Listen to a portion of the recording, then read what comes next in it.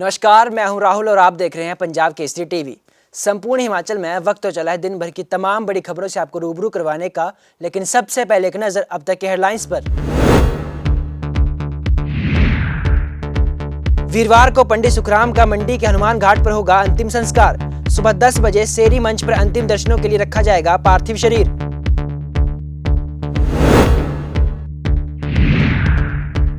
पंडित सुखराम शर्मा के निधन पर कांग्रेसी नेताओं ने जताया दुख। बोले, वीरभद्र के बाद खोया एक और बड़ा नेता, 7 दिनों तक सभी कार्यक्रम किए स्थगित।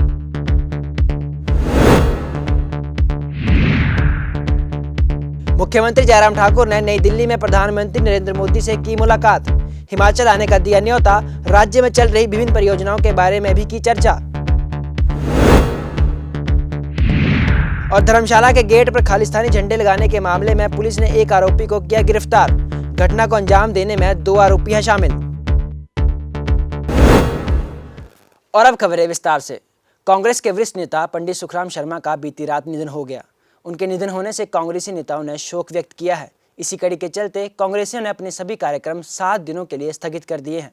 पंडित सुखराम शर्मा का अब तक का राजनीतिक सफर कैसा रहा, देखिए हमारी ये खास रिपोर्ट।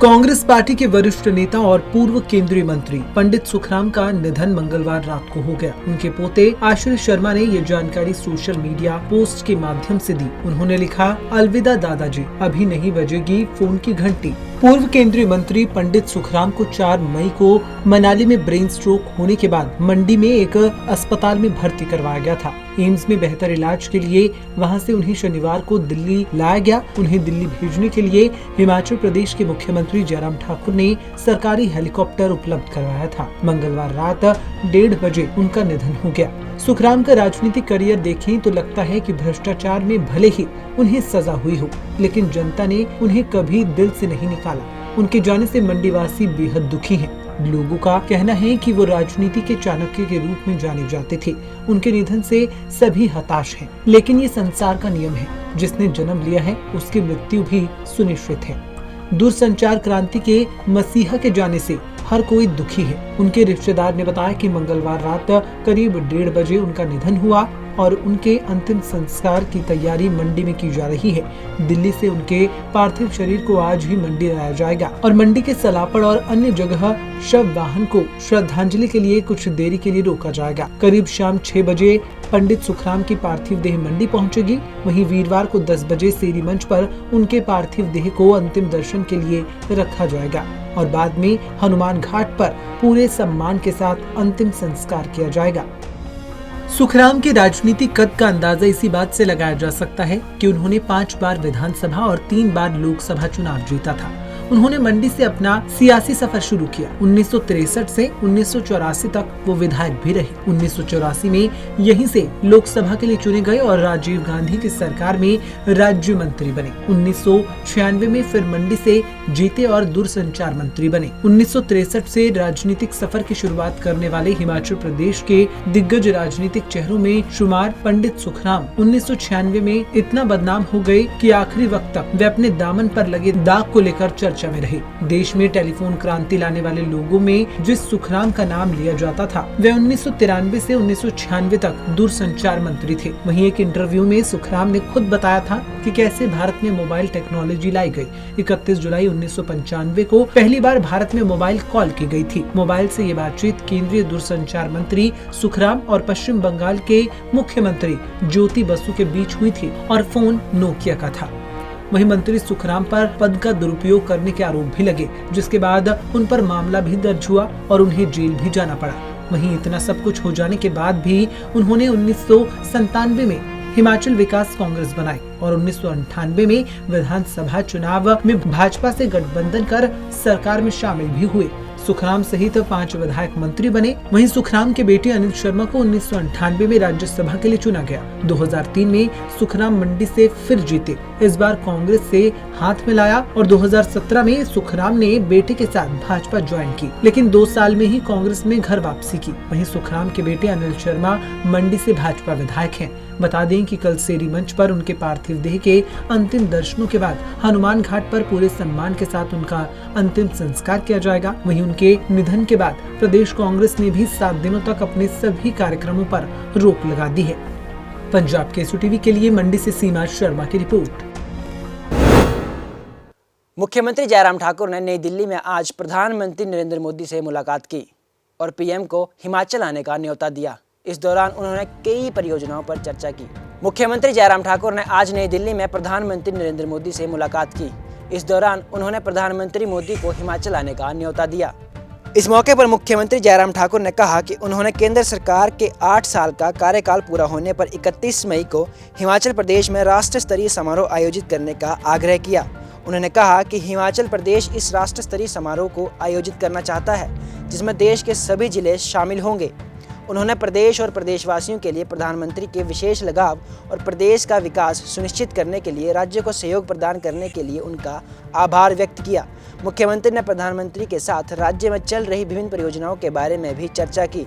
उन्होंने हिमाचल को हरित राज्य बनाने की दिशा में प्रदेश सरकार के ईमानदार और अथक प्रयासों से भी अवगत करवाया। हिमाचल के बहुत सारे प्रोजेक्ट, डेवलपमेंट के प्रोजेक्ट में केंद्र सरकार का बहुत बड़ा योगदान रहता है और आदरणीय प्रधानमंत्री जी का उस दृष्टि से मैं आभार व्यक्त करने के लिए भी गए थे। और दूसरी बात, हिमाचल प्रदेश में बहुत सारे प्रोजेक्ट्स आने वाले समय में उद्घाटन और शिलान्यास के लिए तैयार। हम आदरणीय प्रधानमंत्री जी को हिमाचल प्रदेश की ओर से निमंत्रण देने के लिए भी गए थे।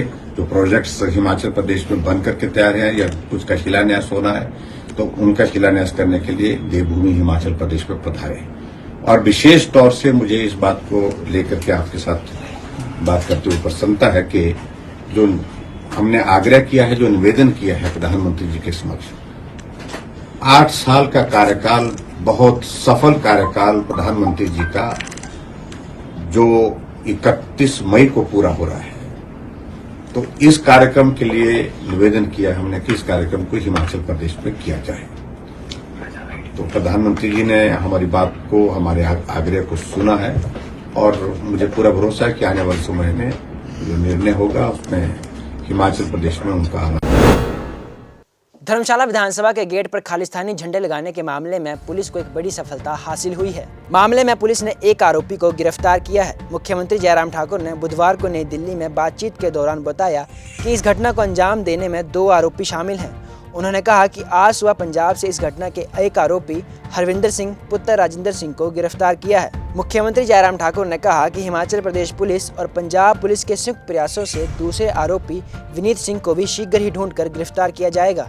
मैं पुलिस विभाग को इस बात के लिए बधाई देता हूं कि 3 दिन के अंदर ही जो गिरफ्तारी उस सिलसिले में होनी चाहिए थी, जिनने खालिस्तान के झंडे हिमाचल प्रदेश की विधानसभा के अंदर धर्मशाला बाहर गेट के पास लगाए थे। और दूसरी बात मैं ये कहना चाह रहा हूँ कि जो एक और आदमी उसमें शामिल था, अभी तक उसकी भी कोशिश की जा रही है, उसकी गिरफ्तारी की भी।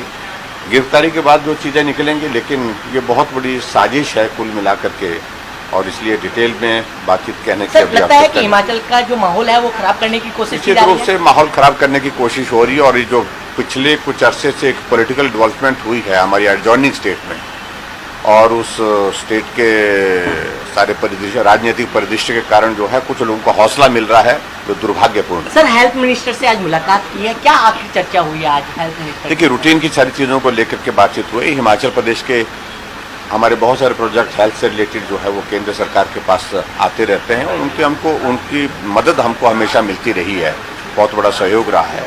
और अभी तो फिलहाल ये है कि प्रधानमंत्री जी का कार्यक्रम आने वाले समय में होने वाला है, और हमारा एम्स बिलासपुर का लगभग तैयार होने वाला है। तो इनॉग्रेशन के लिए प्रधानमंत्री जी आए तो उस सिलसिले में कुछ बातों का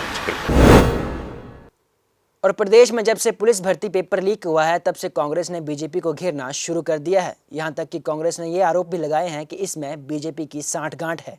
इसी कड़ी के चलते कांग्रेस के कार्यकारी अध्यक्ष हर्ष महाजन ने सवाल खड़े करते हुए कहा कि यह सब बिना साजिश के संभव नहीं हो सकता है। पुलिस भर्ती में भी कुछ ऐसा ही सामने आ रहा है। पुलिस भर्ती पेपर लीक होने के 3 दिन तक मामला दर्ज करने को लेकर जिला और राज्य के अधिकारियों के बीच बहसबाजी होती रही और आपस में ही झगड़ते रहे। हर्ष महाजन ने आरोप लगाते हुए कहा कि पुलिस अफसरों के बीच की बहसबाजी का एक ऑडियो टेप जल्द ही सामने आने वाला है। इन अधिकारियों में से ही एक अधिकारी ने सारी वार्तालाप रिकॉर्ड कर ली है और यह रिकॉर्डिंग जल्द ही लोगों के बीच आने वाली है। देखो, ये दूसरी दफ़ा हुआ है और इनके टाइम पे, भारतीय जनता पार्टी के टाइम पे इंटरव्यूज़ या तो कोर्ट में पड़े हुए हैं या पेपर लीक हो जाते हैं, अनएम्प्लॉयमेंट बढ़ी जा रही है और इसमें जब तक साजिश ना हो बड़े लोगों की नहीं हो सकता है। मैं आपको पुलिस भर्ती में जो अभी सामने तथ्य आ रहे हैं कि पुलिस के आला अफसरों और जो डिस्ट्रिक्टों में अफसर हैं उनके बीच में झगड़ा हुआ इस बारे में कि पुलिस के बड़े अफसर कुछ और बोलते रहे, नीचे वाले कुछ और बोलते रहे। कल को इंक्वायरी होगी तो वो फंस भी सकते हैं, तो इस डर के मारे FIR हुई। 3 दिन तो यही चलता रहा कि FIR लॉन्च करें क्या ना करें। नीचे वाले अफसर जो डिस्ट्रिक्ट के SPs थे या DIG थे, IG थे, ऊपर से जो थे वो उनका अलग हुक्म था, जो CM का नाम लेके हुक्म था कि रिज़ल्ट डिक्लेयर कर दो। अब आपको अचानक एक जल्द ही आपको इनकी वार्तालाप का टेप भी सामने आएगा। ये टेप हुई है कन्वर्सेशन, किसी ने की है इन्हीं के बीच में से, तो वो टेप भी जल्दी पर्दाफाश होगा इस चीज़ का और ये बिनी वक्त के नहीं हो सकता। और सुजानपुर के विधायक राजेंद्र राणा आज सोलन पहुंचे। सोलन पहुंचते ही उन्होंने एक पत्रकार वार्ता का आयोजन किया। पत्रकार वार्ता के दौरान उन्होंने बीजेपी पर जमकर हल्ला बोला। राजेंद्र राणा ने कहा कि भाजपा के एक नेता से ये दाल ली जा रही है जिसे मार्केट रेट से 4 से 5 रुपए महंगा खरीदा जा रहा है। उन्होंने कहा कि प्रदेश में एक और बड़ा घोटाला हो रहा है जिसके लिए कांग्रेस ये मांग करती है कि इसकी CBI जांच हो। वहीं डिपो होल्डरों द्वारा ये भी आरोप लगाया जा रहा है कि नमक और दालें घटिया क्वालिटी की आ रही हैं। उन्होंने कहा कि साल 2019 से ये घोटाला चल रहा है और अभी तक करीब 70 से 80 करोड़ का घोटाला हो चुका है। राजेंद्र राणा ने कहा कि 5 से 6 ऐसे दुकानदार हैं जिनसे दाल की खरीद की जा रही है। वहीं इनमें एक पालमपुर का व्यक्ति भी शामिल है। देखिए, बहुत बड़ा घोटाला है और मैंने ये कहा सार्वजनिक वितरण प्रणाली के माध्यम से पिछली कांग्रेस सरकार ने, राजा वीरभद्र की सरकार ने 4 सस्ती दालें डिपुओं के माध्यम से देने का जो एक काम शुरू किया था, ये योजना बनाई थी। 2017 के बाद जब बीजेपी की सरकार आई, उसके बाद जो है 2019 में इन्होंने NCCF जो है, जो कि गवर्नमेंट ऑफ इंडिया का उसमें शेयर है, उसके माध्यम से दालें जो है खरीदने का काम शुरू किया। और पहले क्या होता था कि ग्लोबल टेंडर बुलाए जाते थे, ई टेंडरी के माध्यम से ओपन मार्केट में टेंडर होते थे और कंपटीशन में जो आदमी सैंपल जिसका पास होता था और दालें सस्ती होती थी वो खरीदी जाती थी। उससे सरकार के एक्सचेकर को भी फ़ायदा होता था और लोगों को सस्ती दालें मिलती थी। अब जो है NCCF के माध्यम से जो दालें खरीदी जा रही हैं वो सिर्फ 6 व्यापारियों से दालें जो है वो उठा रहे हैं। 22 तारीख को नोटिस करते हैं, 25 तारीख तक जो है वो जो है कोटेशन जो है उसकी देने की बात करते हैं। 2 दिन का समय दिया जाता है।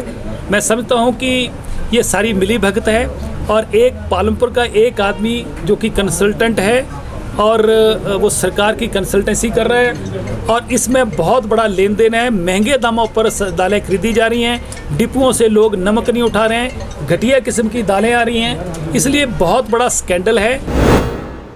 संपूर्ण हिमाचल में आज के लिए फिलहाल इतना ही। मुझे दीजिए इजाज़त। नमस्कार।